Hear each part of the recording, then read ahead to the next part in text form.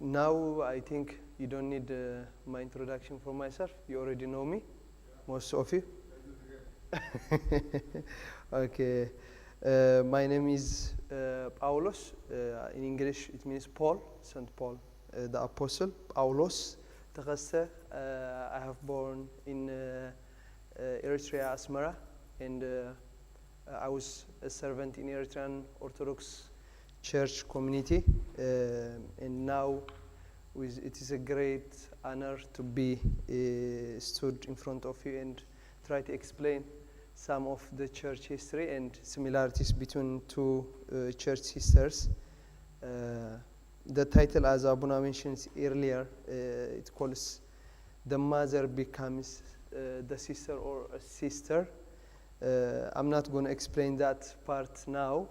Hopefully, at the end of the presentation, you will have some hint of the topic. Without my explanation, you will answer it yourself. Otherwise, I will be returning again to more time. Yeah. Before I go deep to the topics, the similarity between Coptic Orthodox Church and Eritrean Orthodox Tewahedo Church, I would like to introduce the Eritrean Orthodox Church first.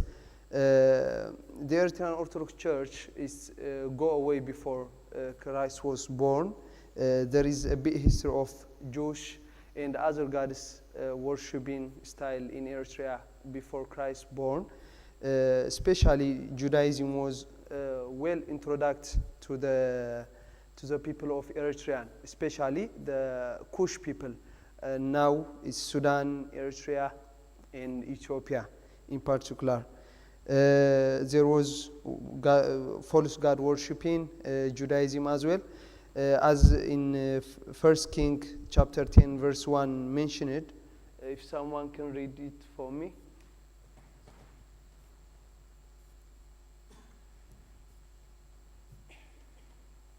Is it readable? I'll read it. Amazing. There was worshipping other gods, and also Judaism was well established. Which part, sorry? The The blue bottom, one. sorry. The first king. When the Queen of Sheba heard about the fame of Solomon and his relation to the name of the Lord, she came to test him with hard questions. Yeah, that Queen of Sheba, it mentioned her, is the Sheba or the Kush people that now designated in Yemen, Eritrea, Ethiopia, this area. She was ruler of that area at the time. When she was heard about King Solomon's wisdom, she went to Israel to ask him a favor or to know deep in for his God. That's the first time that we see the Judaism was introduced to the people of Kush or Ethiopia at the time, because Eritrea wasn't independent at that time, even not created at that time. In the Holy Bible, we find a lot of places that been mentioned to Kush people or Ethiopia in particular. Ethiopia means it's not as everybody knows at this moment. At this moment, Ethiopia means one of the countries in Horn Africa. At that time, Ethiopia wasn't the country itself. Ethiopia means, if you go to translation, you will find it means burned face or dark face. To Ethiopia, it was introduced to identify the black people at that time, which means the Kush people. In Psalm 68:31, it also mentioned Kush will submit herself to God. The Kush, it says, to the countries that were together at that time, as I mentioned earlier. In Jeremiah as well, it says, to explain the word Ethiopia, can the Ethiopians change his skin or the leopard its spots, it says. Specifically, it's explained it, the Ethiopia translation. It was introduced to describe the blackness of the darkness of the skin of the people. For the Act 8:27, I will go back to that from the next slide. If you go to history about the Eritrean Orthodox Church before, it started in apostolic era, which means when the apostles was working in this earth, they in several books of history, it mentioned Eritrea, or in particular Ethiopia at the time. They were introduced to Holy Gospel, still in the first century. As Saint John Chrysostom mentioned it in his book, in the Pentecost day, there were Ethiopians as well in that moment. If someone can read me in Act 8:27, we can read, especially chapter 8, it all explains about a man who was a treasurer in kingdom of Sheba, who came to Jerusalem as annually they do, Jude people or Israel people to visit Israel or Jerusalem. He went to Jerusalem to visit them. Then, at that time, the Holy Spirit. Sorry, my English is really rubbish, and I'm a little bit scared. If someone can read for me the chapter 8:27, please. So he started out, and on his way he met an Ethiopian eunuch, an important official in charge of all the treasury of Candace, queen of the Ethiopians. This man had gone to Jerusalem to worship. Yeah, it doesn't mention, if we read the whole chapter, we can find Deacon Philip sent by the Holy Spirit to baptize, to tell the good news to the Ethiopian treasurer of the kingdom at that time.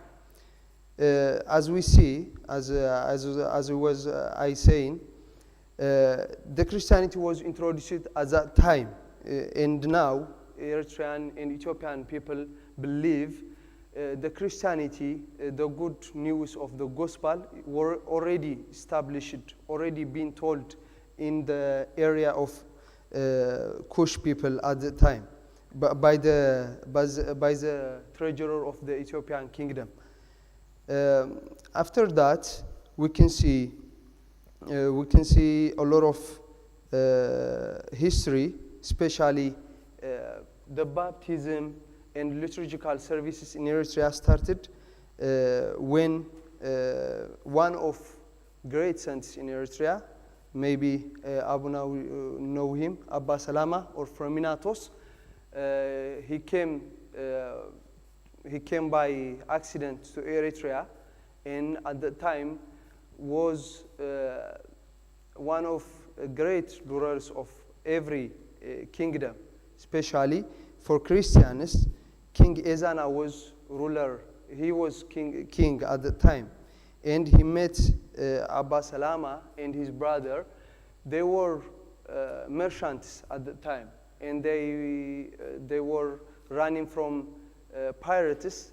Then they ended up in Eritrea. At that time, Eritrea was received a good news, but with no baptism, with no liturgical forms, with no structure of the church. Then, when Freminatos Abba Salama was freed from the prison, he went to Egypt or Coptic Church. At the time, Saint Athanasius the Great was the patriarch. Then, when Abba Salama asked Saint Athanasius to anoint someone for Eritrean people or the Ethiopian people to help them with the ordination, with the liturgical forms. Saint Athanasius teach Abba Salama for 3 years. Teach Abba Salama every liturgical and hymns, every gospel, and he ordinated him bishop and sent him to Eritrea. Then in that time, in the 4th century, first time in the history, we introduced to the Holy Eucharist and liturgy and baptize. Before that, we only receive the good news of the gospel, because no one was believed in the history, came and anoint anyone in the church. Even though that is the correct history, or most people believe that, in the history, it's not authenticated, but Saint Matthew and Barnabas, they said Saint Matthew and Barnabas was already visited the Eritrean and Ethiopian to Yemen as well. They already was introductor of baptize, but we have no evidence of that so far. The first baptize we have discoveries when Saint Athanasius or Saint Anthony the Great anoint by Abuna Salama and send him as a bishop. Since then, the Eritrean Orthodox or Ethiopian Orthodox as well, as Eritrean wasn't there at that time, introduced to the church structure. Since then, the Eritrean and Coptic church goes hand in hand. I brought some pictures of the names. If you cannot read it. It's in Tigrinya, I know, but yeah, it is a list of the names of patriarchs. The first one is Mark, Saint Mark. From Saint Mark to the very end to now, we have a list of them. What have they done to Eritrean Orthodox Church as well in history? Coptic Church, Coptic patriarchs, Coptic bishops was involved in every moment of Eritrean Orthodox Church. This a lot of list of patriarchs, and in the other hand of the slide, it is from Kasate Brhan, or revealer of the light, Abba Salama, to every bishop that assigned to Eritrea in particular. So when Saint Anthony anointed Abba Salama, he started the anointment, but he continued. This process continued over the centuries. Some days, Eritrean priests or Eritrean deacons went to Egypt and get anointed and become priests or deacons, or in a year or 2 years' time, some of bishops came to the place of Kush and anoint people. That was how the connection was working between the Coptic Church and the Eritrean Orthodox Church throughout the time. Kush means, yeah, but part of Sudan. Sudan, Ethiopia, Eritrea, and some part of Yemen as well. Oh, yeah, all the way the other side. Because at that time was ruled by one kingdom, especially Aksumite kingdom was ruling to as far as India. It says in history. We don't have the authenticity of that, but they say the Aksumite kingdom was well established after, especially after Roman kingdom was demolished. The Aksumite and the other empires were really come up. Then the relationship was started like that, and the old history was like that. The modern relationship between the two churches goes like that. In the Christianity of coastal region, which means the Red Sea zone, Eritrean and Ethiopian suffers a great loss of faith throughout the centuries, especially from 7th century, 9th century, and 16th century. There was called Yodit Gwirit, Yodit, the I don't know the name in English. Her name is Yodit. She was Jewish. She had a Jewish ancestor. What's that called? Ancestor. She was raised by her family with a hatred of Christianity. Then, when she became a ruler, she killed every Christian in that area and demolished all churches and destroy all books with no trace. And then, in the 16th century, Ahmed Grai, or Ahmed the left-handed, came up in the history. He also destroyed every item we had, especially with books, history, and liturgical items. At that time, if we weren't connected with the Coptic Church, we couldn't survive.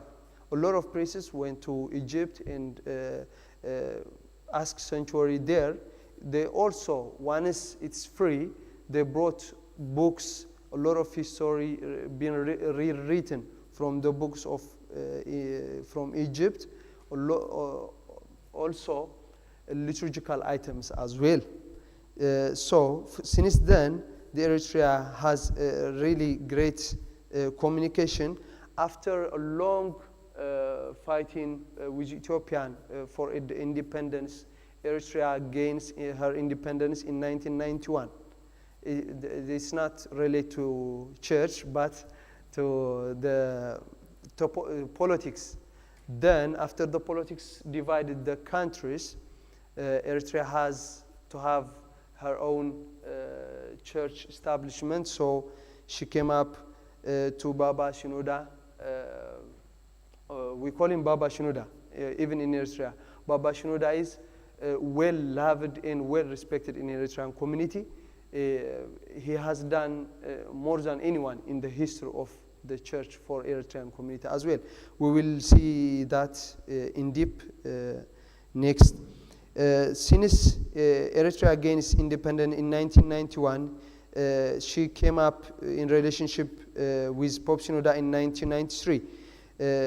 Then, when we ask about to self-govern or autocephalous status to the Coptic Church, the whole the Holy Synod of the Copts will come together and say, congratulations, welcome to this idea, we delight to give you this.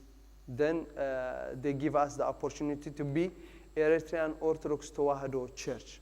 Before that, because we were under Ethiopia and colonized, we wasn't allowed to have our own church, our own autocephalous synod as well. Autocephalous means it's a term that we use in a church only, especially in Oriental Orthodox and Eastern Orthodox. It means self-governing church. It's not a big deal language. Then, in 1994, Pope Shinoda ordinated 5 new bishops in Cairo, Egypt. As you can see, every anointment, every new things starts from Cairo, from Alexandria. It doesn't start in our own, as the church was the mother. We cannot, to this day, we call ourselves as a Saint Mark, as a Egyptian or Coptic Vatican Christian called it itself. So, for example, Ethiopian church calls herself Tekla Haymanut Church, but Eritrean Orthodox Church, as we called the Coptic Church our mother, we say Saint Mark's. Then, in the history, the process of establishment of the independence of Eritrean Orthodox took place in, according to Ethiopian Orthodox Church, in earlier September 1993. Patriarch Paul, or Abuna Paulos at that time, though he was the Patriarch of the Ethiopian Orthodox, and Archbishop Philippos, the Eritrea, then becomes the first Patriarch of the Eritrea. They discussed some ruling because they couldn't agree in one place. They came up to Baba Shinoda. Baba Shinoda says Eritrean Orthodox Church has a right to be self-governing. Then, with the blessing of Baba Shinoda, the first ever Patriarch of Eritrea, anointed in Cairo, Egypt again in 1998. His Holiness Abuna Philippos becomes the first Patriarch of Eritrea. He wasn't young at that time, so after 2 years he passed away sadly. Then we anoint a new Patriarch. Afterward, after some months as well, sadly, the next Patriarch was died as well. Then in 2004, Pope Synoda anoint new Patriarch Abuna Antonius, who was elected in May 5, 2004, and introduced the third Patriarch of Orthodox Tewahedo Church in April 24, 2004. Pope Shinoda was there. He was the ordinated Abun at that time. The ceremony was in Eritrea together with the Holy Synod of the Eritrean Orthodox Tewahedo Church and Abuna Athanasios, and confirmed. And ceremony was really great in Eritrea at that time. And also, I would like to mention at this time, when the first Patriarch was anointed, we signed sorry, I think I jumped slide. Sorry.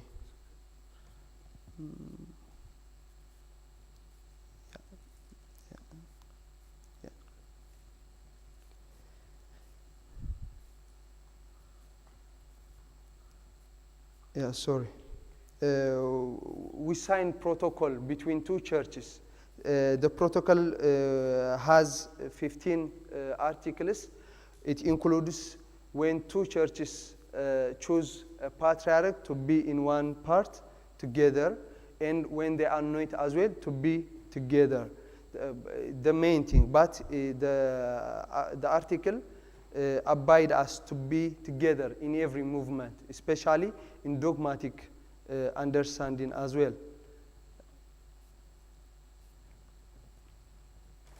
Just to give you guys, Bardo, another perspective of this. Do you know how many Christians roughly in Egypt, Coptic Christians? It's around between 10 and 15 million. Okay, how many bishops do we have running or like trying to help this 10, 15 million people to serve? Around 100, 120 bishops. What's the Christian population in Eritrea and in Ethiopia at the time?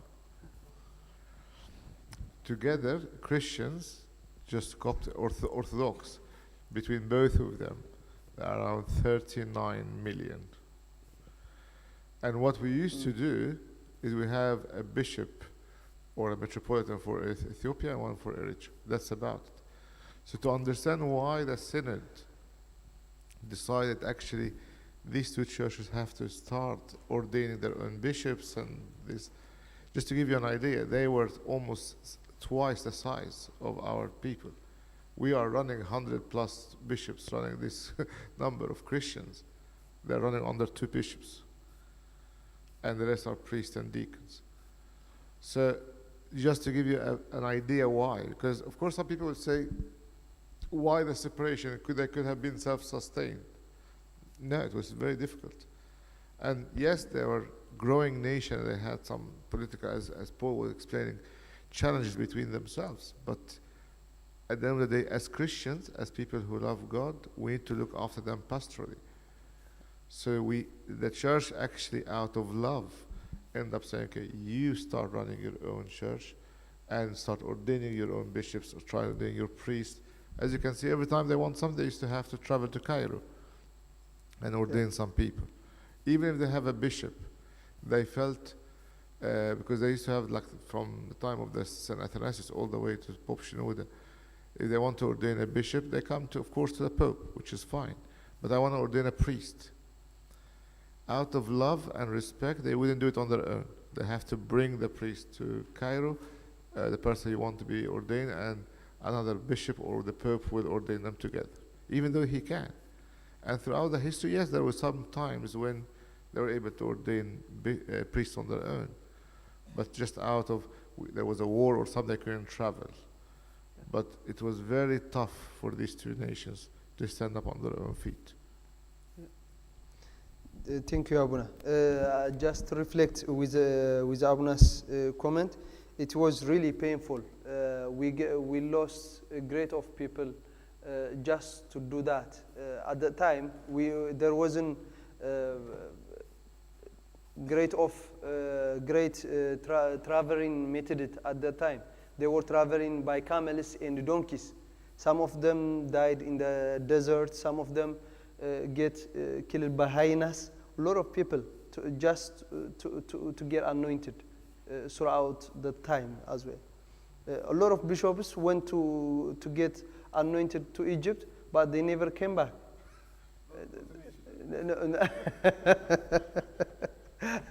I mean, in between, there was a struggle. It was hard, but one thing is, because we call ourselves apostolic churches, we cannot be divided unless there is an agreement, unless there is a peace with loving, as it happens in between Eritrean Orthodox Church and Coptic Orthodox Church in the good times. Otherwise, we cannot separate ourselves. We want to be independent, and we're going to do that.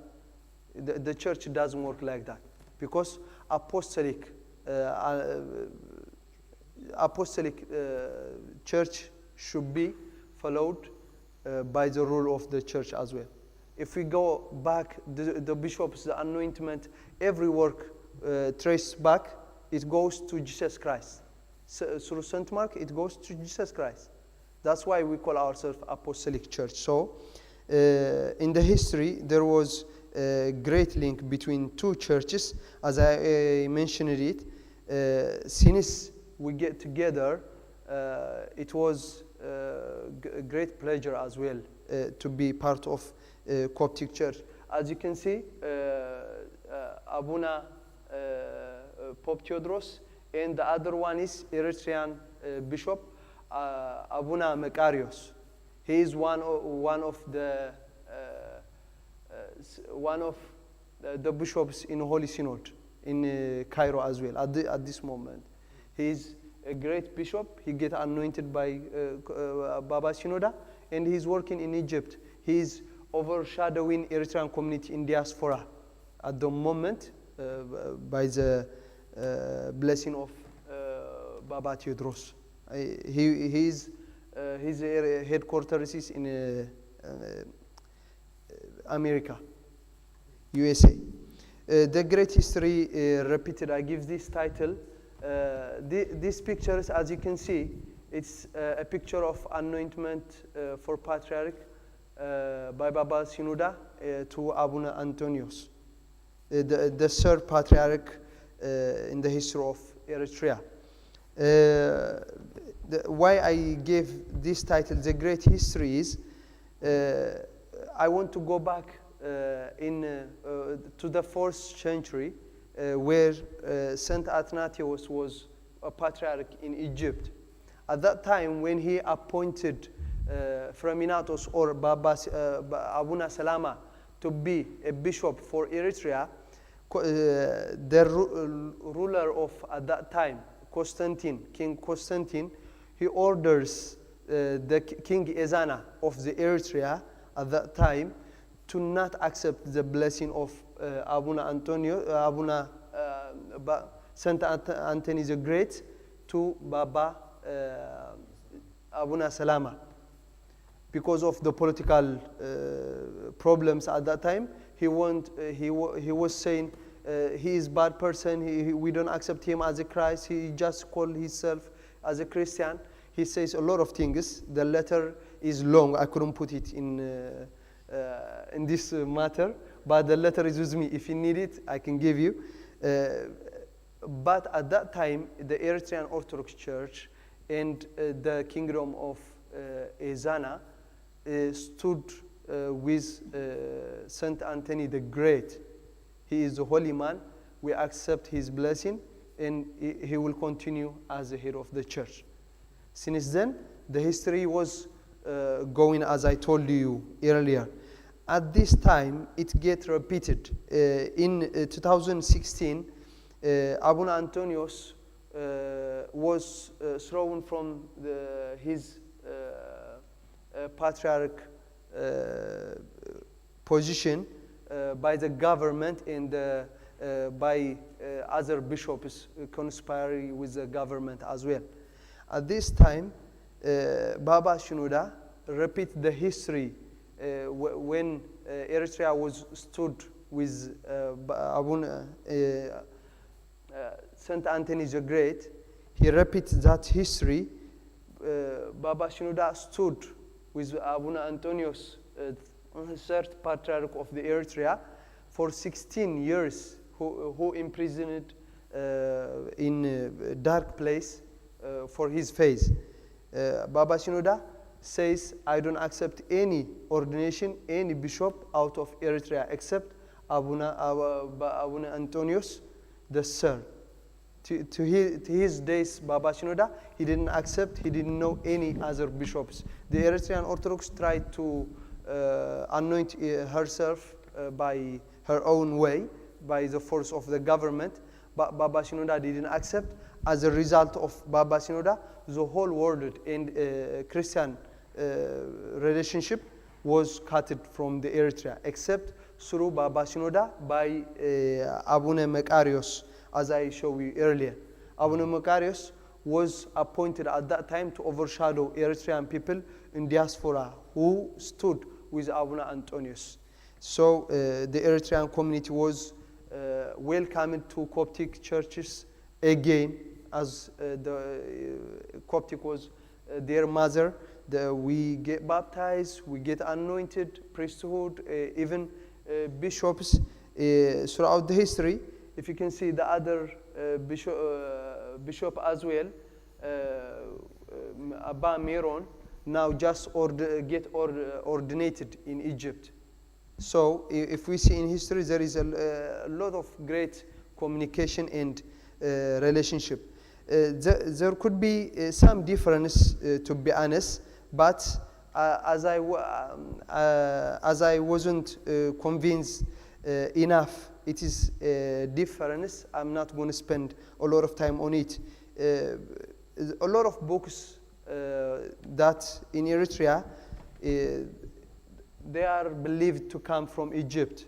As I try to investigate myself, and also the church, some of the church historians and archives told, it's not came from Egypt, but a lot of people believe that come from Egypt, and it has a lot of context that not, it cannot be from the mother church, because of the great trial by Ahmed Grai we received. A lot of books was mixed up, and a lot of other people try to manifest their ideas in the church, try to put a lot of books in the church. It's their own, not the church, but they try to make it as it comes from Egypt, so it can be believed. So because of that, there are some differences, but also because we had Jewish influence in Eritrea, in our service to this day, we have a lot of influence by the Jewish people. From our dress, the priests as well dress like rabbis, to be honest. I was shocked when I first met a rabbi in this country. He dressed literally as Eritrean priest. If he were in white, I would say. Except that relationship with the Jews, so because of that, we have a lot of things. For example, in Eritrea, pork is not allowed. It's not been cleared as healthy. It's not as a belief as well. There is a lot of dispute in that subject as well. A lot of things like that comes from Jewish people. It's rooted in the Eritrean community. Except that Eritrean community and Coptic community are really similar. I try to find the differences. Believe me, to our prayers, to our hymns, a lot of together.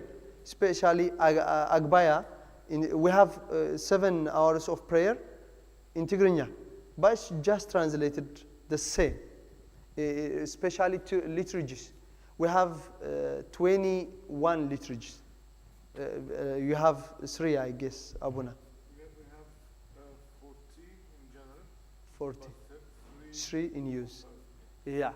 We have 21, but 14 in confirm. Is 14 them we are using at this moment. Except we just use our own hymns. In the 7th century, we get blessed by Saint Yared the Great, who rose in Aksumite kingdom. He was really great composer in the church.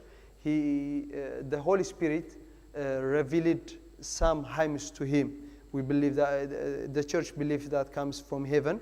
3 kind of hymns. To this day, we use that kind of hymns. We call it Ge'ez, Ezel, Ararai. Different. Some of them we use them in a Lent time. Some of them in a feast times. Some of them in the night prayers. It's really beautiful hymns, to be honest. I would love to sing one song. Not now. Another time. Another time. It's really lovely hymn. We have a really lovely hymns as well from Eritrea. Except that Eritrean and Coptic communities are really similar. As you can see, as I myself call it home, Golden's Green. There is no difference. As I came to Coptic church, to Eritrea church, or to Ethiopia church, it doesn't matter for me. It's church. There is no difference. There is no separation between us. So I cannot say that is a difference. All I prepared was this one. I'm really sorry for the English. I'm not good at making presentations. Some of pictures I bring, this even our way of dressing is this kind of the same. If you can know him, this is Deacon Paulos, your brother who's standing before you. This was in Asmara in 2004. Baba Shinoda and the Holy Synod, representative of Holy Synod, the Coptic in Eritrea, when Abuna Antonius was anointed. And that's a beautiful picture of Eritrean ladies that worshiping. That is one of the ways we receive from Jewish people to cover everything. Eritrean women, except one of our sisters in yeah, when we come to Coptic churches, we get freedom. But a lot of political, I cannot say it. Yeah, I'm going to move on. I'm going to leave you at this time. If you have any questions, I would like to elaborate more. But my presentation is done in here. And our dress, the way we dress priests and deaconesses like that in Eritrea. That's all. Thank you. If you have any questions or you don't hear me well or you want me to elaborate, I would like to have some time. Can you please share how long your liturgy is?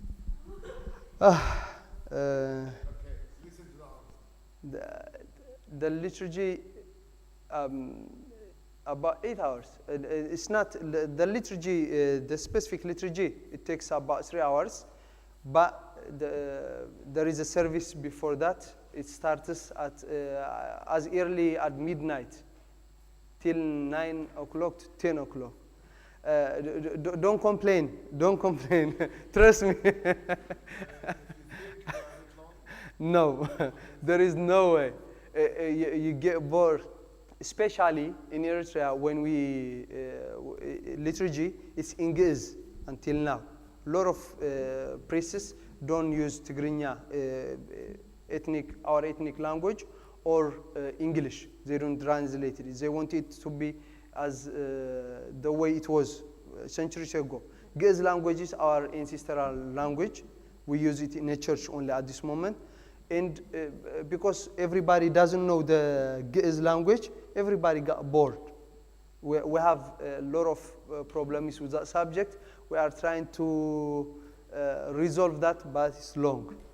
Is it common for people to go from midnight? Yes, it's open for everybody, but only the clergy participate on the subject.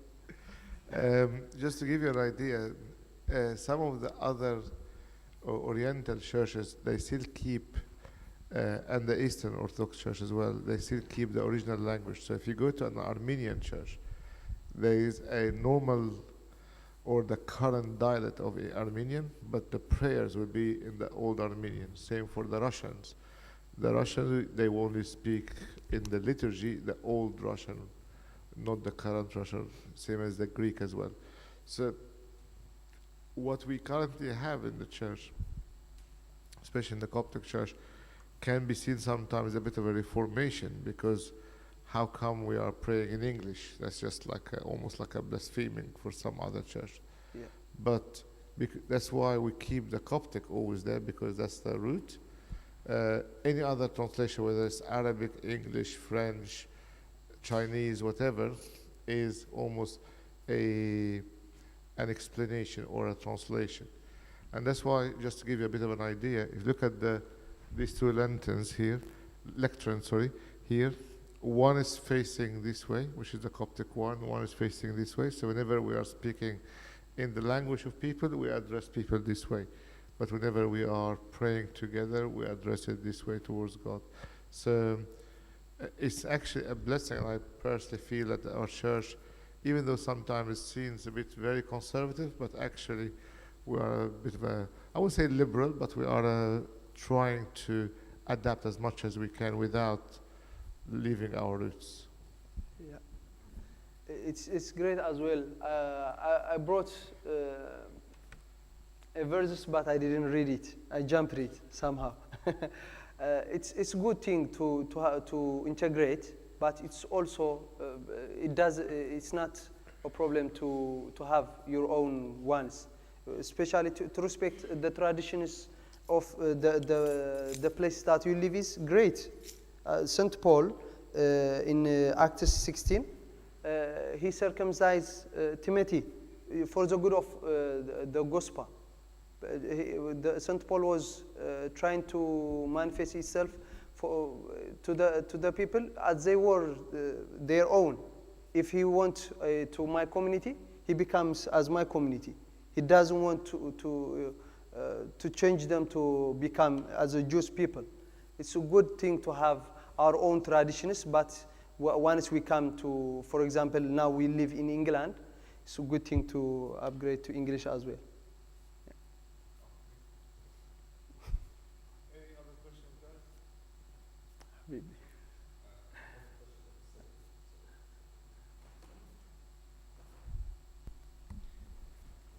In the Coptic Church, we have moved a lot with the times so we can try to accommodate for the needs of our congregation, such as the language, becoming more lenient, more open, etc. Is the Eritrean Church going down the same road, or are they staying quite strict? And how does this affect your youth?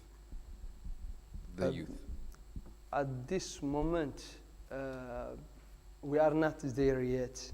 Eritrean community is really close. We are not really strict, not just to outsiders, even to its people. To integrate yourself, to become yourself is not. It's impossible in the church at the moment. The problem is because we are in division. There is a lot of political problems going on with the Eritrean community.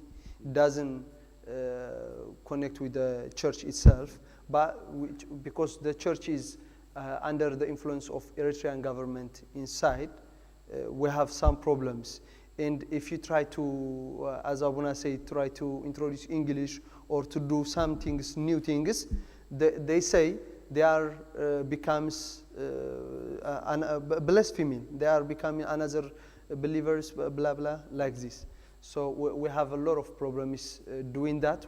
But we are trying ourselves to integrate to that level. Just to give you an idea as well, when Paul was talking about the period when Abu Antonius, the patriarch, the third patriarch, was in prison, it is a very difficult period for the Eritrean church, because there was other pope that was ordained outside the church, and people became very divided among themselves. The Coptic church, as Paul said, kept saying the rightful person is Abu Antonius, and that's why, if you guys even remember a little bit back, in most of our liturgy, especially the feast ones, maybe not necessarily here, but in like with Sayyidina and all of the official ones, we have to say the name of the other popes or of Eritrea and Ethiopia. And we used to say, even though Abu Antonius was in prison, we used to say his name. Now, it's slightly different, but we still look for the rightful person, because we need to maintain, even though it became a sister, but our church still keep that bond and doesn't want to let go. And there's so much that the Coptic church has helped and still helping in Eritrea because of how it's difficult for this church to continue. But I'm sure in the grace of God they will flourish and develop. Yeah.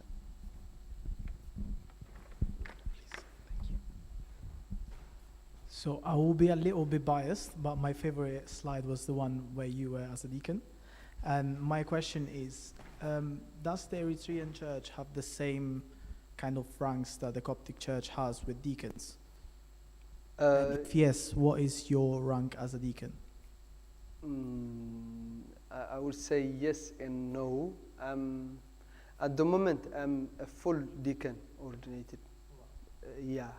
That's not happening in a Coptic church like that. But in Eritrea, because the problem is, as I told you, in history, we struggled a lot. We cannot anoint people as we wish.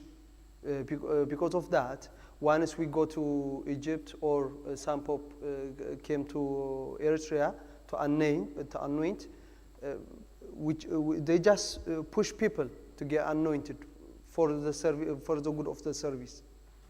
So because of that, this tradition keep going it is still this day it happens like this. When you get ordinated, you get an agonistis, subdeacon and deacon together at one day.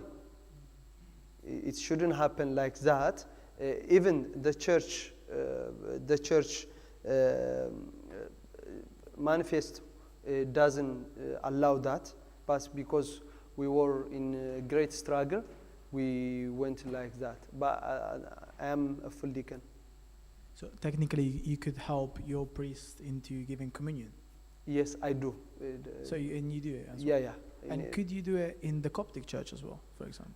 In other, It depends. If they struggle, if they don't have anyone, we do it sometimes. If I want to, for example, I was in 2017. I was in Sweden. I went to the Coptic church with one of my friends. At that time, the Eritrean Orthodox Church in Sweden as well, overshadowed by Abakir there. So we get to help with the Holy Communion as well. But it's not random thing to do. Thank you. Yeah, you're welcome, Baba.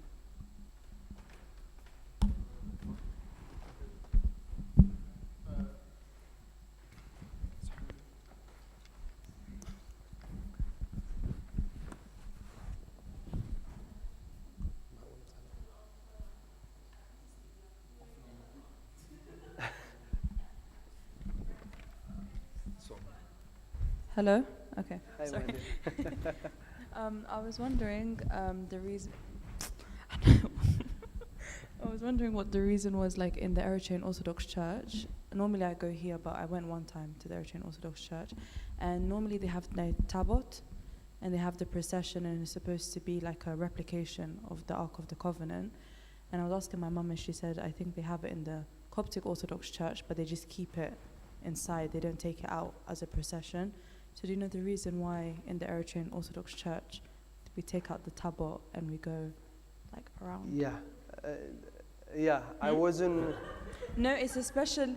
It's a Yeah. special like occasion. Like it doesn't happen Yeah, like every Sunday. there is exercising going in Eritrean Yeah. Orthodox Church. The thing is, I was mentioning not particular to that subject, but because we have a lot of influence by Jewish people earlier before Christianity, we received Judaism in Eritrea. Even Ethiopian Eritrean people, they believe the Holy Tablet in the Ark of Covenant. They believe it's still in Ethiopia. We have it. They claim we have it. Nobody saw it, but they say that. The thing is, because we have a lot of compassion in history, not in this time. In history, we are this, we do like this, we become like this. We try to manifest ourselves like the old times, and not in comparison with the church now. But don't you think like things in like the New Testament like counteract why we do some of the things from Judaism? Because even like the Ark of the Covenant, like the whole reason was because people couldn't feel the presence of God. But then Yes. because Jesus came, like you don't need even like the pork. Like when I don't know the exact verse, but it was talking about how like Jesus was talking about unclean and clean food, and it wasn't like a necessary thing. There's no differentiation. It's about what's on the inside. So do you know why like we still have Judaism like ties? The thing is the church, it's all connected to the problem we had, because even we receive bishops or we get ordinated from Coptic church. Throughout that time, we didn't receive enough knowledge of the gospel at this time, because they came to Eritrea to anoint, because they don't know our language, they don't know our tradition, they cannot speak, they cannot teach us enough. So, and because of Eritrean and Ethiopian had influence of Judaism, to this day, there is ancestors of Judaism called Bet Israel, House of Israel in Western Tigray. So, they believe they are Israelites. To this day, we cannot say that that's the true, but most majority of the Eritrean tradition believe that. It's not. We cannot say it's correct or not correct at this moment, because it's was controversial. But in the New Testament, as you said, there is no clean and unclean. Everything is good. There is no Ark of Covenant. But the same as a Coptic church, we have a place of the altar. For example, the church that I used to go, Eritrean Orthodox Church St. Mary, It's the same as Coptic church. There is no difference. A lot of our churches similar to Coptic church. A lot of our churches also similar to Ethiopian Orthodox Church because we have both influence. That's the reason. Nothing to do with the church or with the gospel. I'll just add something really small. 1 Corinthians 9:20 is St. Paul telling the Corinthians, to the Jew I became a Jew, and to the Greek I became Greek, and to the low I became low, and to the high I became high. I think the point is that the Great Commission was not to take our songs or hymns, it wasn't to take the little things that maybe we say is our individuality, like parts of our personality. The good news, the Great Commission was to take the good news to people that Christ came and rose. And that is the Great Commission. Go and make disciples, but don't take away their individuality from them. I mean, you look at Tazbahah, for example. When we do Tazbahah, we refer to the Old Testament. At least 70-80% of it is all Old Testament. And we relate it to Christ. In the same way, I think whenever Christianity goes into any country or is welcomed into another country, they keep their traditions, small t traditions. Not the dogma. The dogma is the same. The dogma is always the same. It has to stay the same. And that's what differentiates, say, the Orthodox Church from the Catholic Church, from the Protestant Church, etc. But these small t traditions, this is what the people are used to. Let them. There's nothing wrong with it. I think I want to add something. Yeah, I mean, in every church, Habti, you will have the main tradition, which is what we call them the big T or the capital T tradition, which that we don't even budge from. The smaller T, we look at it in a slightly different way. Does it affect us? Does it affect the big T? If it doesn't, we'll keep it. Yeah, I'll give you a simple example. If you go to a Coptic Orthodox church in South Africa, they do pretty much the liturgy as it is, as we do now. But after communion, after we say praise God, which is Psalm 150, they do their own songs after that with the drums and everything else. And first time I've seen it, I was just, wow, what is that? And then I was talking to Paulos, and he said to me, yeah, that's normal. Because what they say there, the words, is exactly what we say in our, I think, Isma' Sha'b al-Masih, our Father who art in heaven, slightly, but in their own way with the drums and everything else. So they're not saying it in disrespect, but that's how they show they love God or worship God. If I take that to other country or other tradition, it might be offensive. If I take this to Egypt or Sudan, man, we will be slaughtered if I bring drums inside the church. Yep. But that's not what we look at. We look at what's important, we keep what's important. The remaining parts is absolutely fine. If I take the worship songs we just had earlier on today, and I do them somewhere again in Egypt or Sudan, we will not enter a church again, because that's not what they're used to. So there are small things, but provided the teaching is sound, we say, okay, because we are in this country, we have to sometimes conform a little bit with the small things, not with the fundamental things. If I stand up and speak 15 sentences in Coptic, and I give you an amazing talk in Coptic, would you understand anything? But that's the original thing. The idea is not to impose what's not really important. And St. Paul said if somebody goes in and talk about the speaking of tongues among the group of people who speak, for instance, English, and I speak Spanish there because I have the Holy Spirit and the gift of speaking tongues, did I benefit the people? No. If I go there and I speak the same language, that's important. I bring glory to God.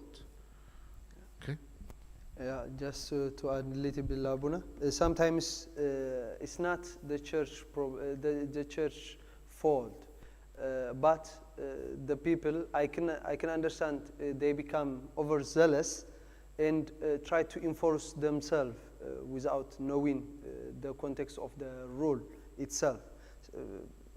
First time I saw, I entered to the Coptic church in Sudan. Once I get out. We are not allowed to go in with our shoes. I panicked. Trust me.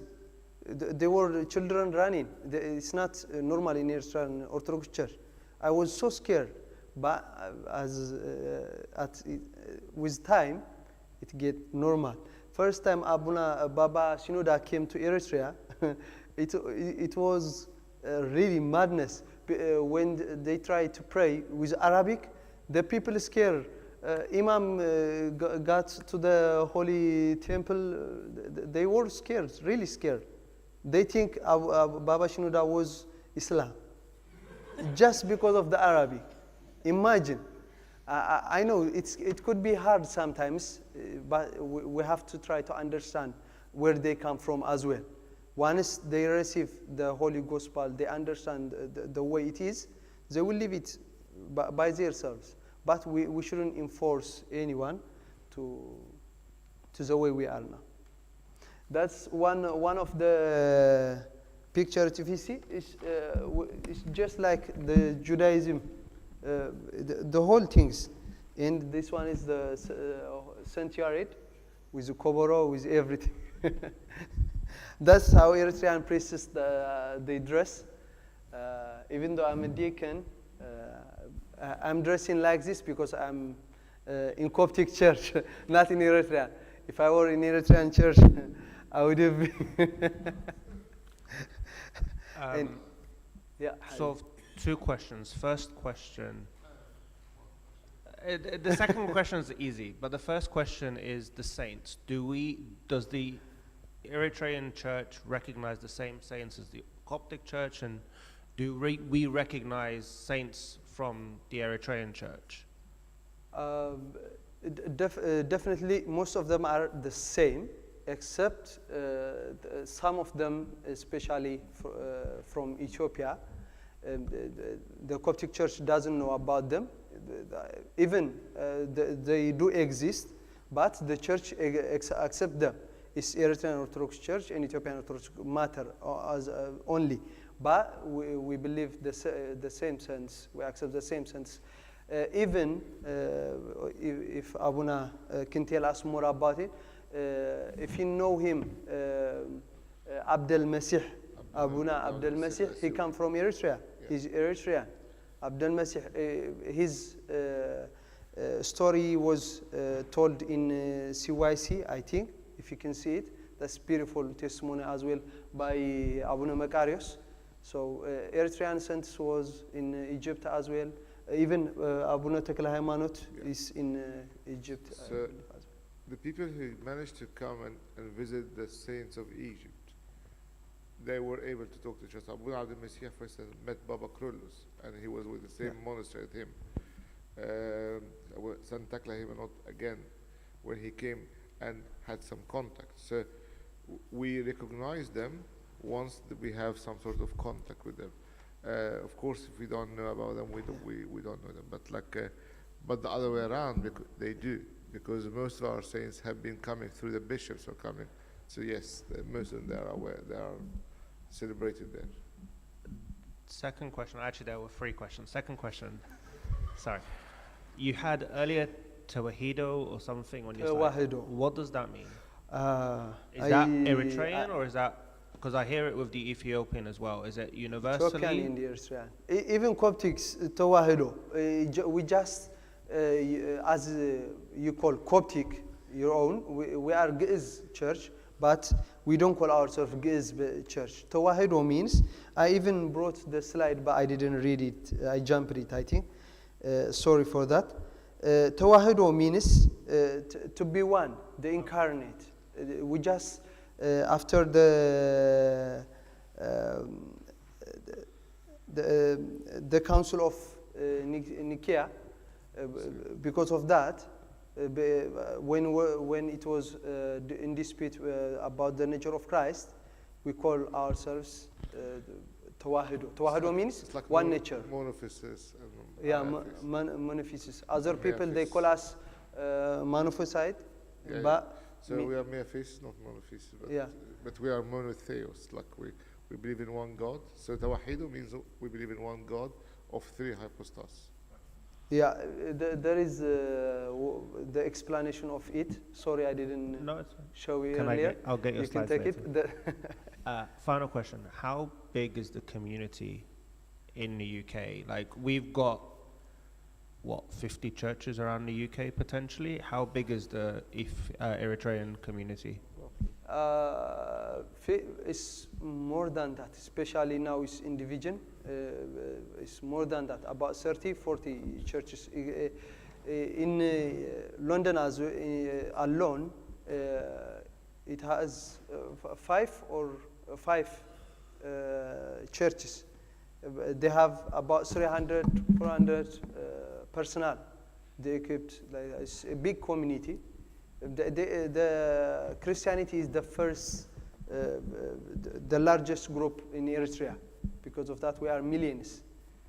Everybody who came to England, almost 90% is Tawahido Church. So, thank you. You're welcome. Any other 15 questions? I'll grab him later. Okay. Thank you for listening to me. Oh, God bless. Simon knows also? Yeah. You know, when we pray, our Father who art in heaven, in here, like we finish how we finish it off, but in Orthodox Tawahido Church, it goes a bit longer. Yeah. Why is that? I will not that. I haven't heard that before.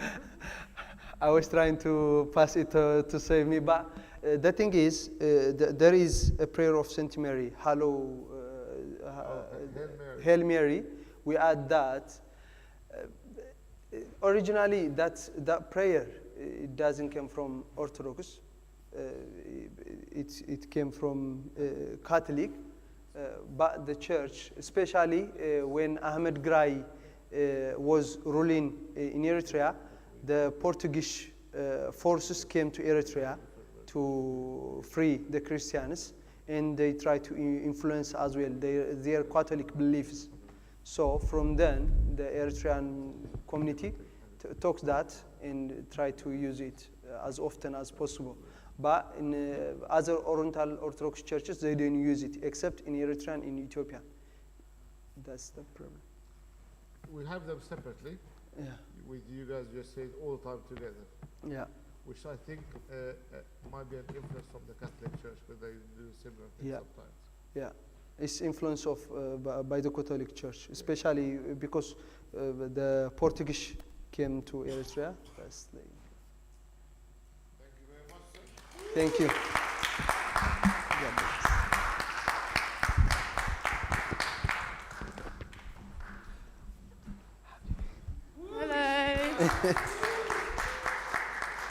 Hello. We're going to keep it short and sweet today. On Sunday, we continue our Bible study with a recap of the last few weeks.